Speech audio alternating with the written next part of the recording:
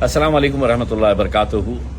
14 फरवरी, जी हाँ 14 फरवरी के दिन हम सभी लोग हैदराबाद जाने वाले हैं। जैसा कि मैंने पहले ऐलान किया था, अब कैसा जाने वाले, कहाँ से जाने वाले, कितने बजे जाने वाले हैं, इसकी जानकारी देने के लिए मैं आप लोगों के बीच में हाजिर हुआ हूँ। सबसे पहले तो ये है कि 14 फरवरी के दिन दारुसलाम डे मनाया जाने वाला है।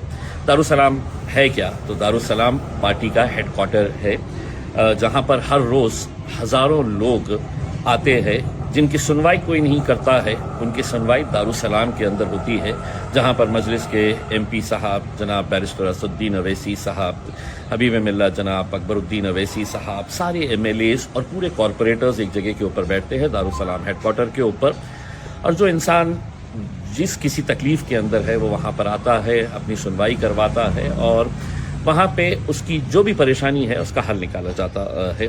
तो दारुसलाम डे 14 फरवरी के दिन मनाया जाने वाला है। साथ ही साथ 14 फरवरी के दिन महाराष्ट्र में जो कामयाबी मिली है नगर परिषद और महानगर पालिका के इलेक्शन में, उसका जश्न भी मनाया जाएगा।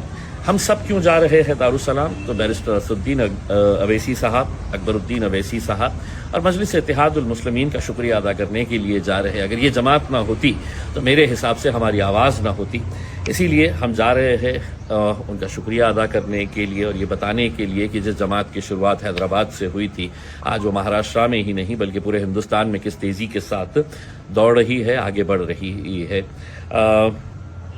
14 तारीख के दिन हम अलग अलग जगह से जितने भी लोग आ रहे हैं, ऐसा ज़रूरी नहीं है कि पूरे के पूरे एक ही रैली के अंदर, अगर किसी की सहूलत ये होती है कि नहीं मुझे यहाँ से दूर हो जाएगा करके, तो वो अपना रास्ता इख्तियार कर सकते हैं। हम औरंगाबाद से गाड़ियों का एक काफ़िला लेकर, जिसमें हर जीता हुआ कॉरपोरेटर, इलेक्शन लड़ा हुआ कॉरपोरेटर, पार्टी के पदाधिकारी, कार्यकर्ता, मजलिस के दीवाने, मजलिस के चाहने वाले, सभी लोग इसके अंदर शामिल हो सकते हैं। बहुत सारे लोग फ़ोन करके पूछ रहे हैं हम आ सकते हैं क्या? देखिए, दारुसलाम आपका है, मजलिस आपकी है, तो कोई भी आ सकता है इसमें। लेकिन वहाँ पर जो जीते हुए कॉरपोरेटर्स हैं, काउंसिलर्स हैं, उनका इस्तकबालिया प्रोग्राम रखा गया है, तो आप भी उसमें शरीक हो सकते हैं, क्योंकि उनके जिताने के अंदर आप लोगों का भी बहुत बड़ा हाथ है। 14 तारीख के दिन सुबह 6 बजे हम औरंगाबाद के आम खास मैदान के ऊपर जमा होंगे, जो जामा मस्जिद के सामने है, अपनी अपनी गाड़ियों के साथ। जामा मस्जिद के सामने आम खास मैदान पे गाड़ियां खड़ी रहेगी और हर गाड़ी के ऊपर मजलिस का झंडा रहेगा।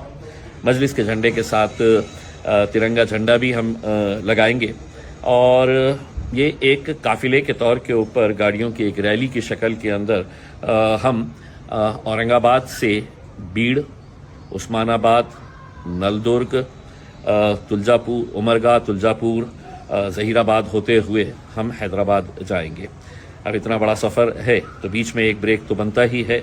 तो नलदुर्ग में हम ब्रेक लेंगे, वहाँ पर दोपहर में खाने का इंतज़ाम वहाँ के ज़िम्मेदारान ने रखा हुआ है, तो वहाँ पर ब्रेक लेंगे, एक छोटा सा ब्रेक लिया जाएगा और वहाँ से हम लोग फिर हैदराबाद की तरफ निकलेंगे, क्योंकि किसी भी हालत में हमें असर की नमाज तक वहाँ पर पहुँचना है। यानी कि 5 बजे का हम टारगेट लेकर चल रहे हैं कि 5 बजे तक हमें हैदराबाद पहुँचना है। अब ये है कि एक चीज़ साफ कर देते हैं, चूँकि हमें पहुंचने का वक्त तय है और रास्ता बहुत बड़ा है। रैली की शक्ल में जब आप जाते हैं तो आपको डिसिप्लिन और स्पीड, इस सब बातों का ध्यान रखना पड़ता है। तो रास्ते में कहीं पर भी स्टॉप नहीं होगा। अगर कोई सोच रहा होगा कि मैं यहाँ पर रुकाकर इनका इस्तकबाल कर लूँगा, यहाँ पर रुकाकर इनसे मुलाकात कर लूँगा, यहाँ पर रुकाकर सेल्फी निकाल लूँगा, फ़ोटोज़ निकाल लूँगा, तो ये मुमकिन नहीं होगा। उसमें जो भी है वो आधे घंटे का जो हमारा ब्रेक रहने वाला है नलदुर्ग के अंदर, वहाँ पर आप अगर चाहे तो मुलाकात कर सकते हैं। अब जितने लोग अलग अलग शहरों से आ रहे हैं, आपको तय करना है कि आपको कन्वीनियंट कौन सा है। एक रैली की शक्ल तो यहाँ से जा रही है जो औरंगाबाद से निकल के बीड़, उस्मानाबाद होते हुए जा रही है। अगर किसी को ऐसा लगता है कि मुझे बीड़ करीब होता है तो आप बीड़ से ज्वाइन हो सकते हैं। किसी को लगता है कि मैं उस्मानाबाद मेरे लिए करीब होता है तो आप अपना रास्ता इख्तियार करके उस्मानाबाद आ जाए। लेकिन जब वहाँ पर गाड़ियाँ लेकर आए तो इस बात का ख्याल रखिए कि गाड़ियाँ एक के पीछे एक लगाई जाए रास्ते के ऊपर। हमारी रैली की वजह से किसी दूसरे को तकलीफ ना हो, इस बात का पूरा ध्यान रखना चाहिए और हम रखेंगे। इनडिसिप्लिन हम किसी भी तरीके से बर्दाश्त नहीं करेंगे। जो पार्टी के जितने भी ऑर्गेनाइजर्स है जो इसकी तरतीब बताएंगे कि कैसा करने का है करके, तो उसको फॉलो करना होगा। किसी ने भी बहुत ज़्यादा स्पीड में गाड़ियां नहीं चलाना है, किसी ने भी एक दूसरे को ओवरटेक करने की कोशिश नहीं करना है। इन सब बातों को हम सबको ध्यान देने की ज़रूरत रहेगी।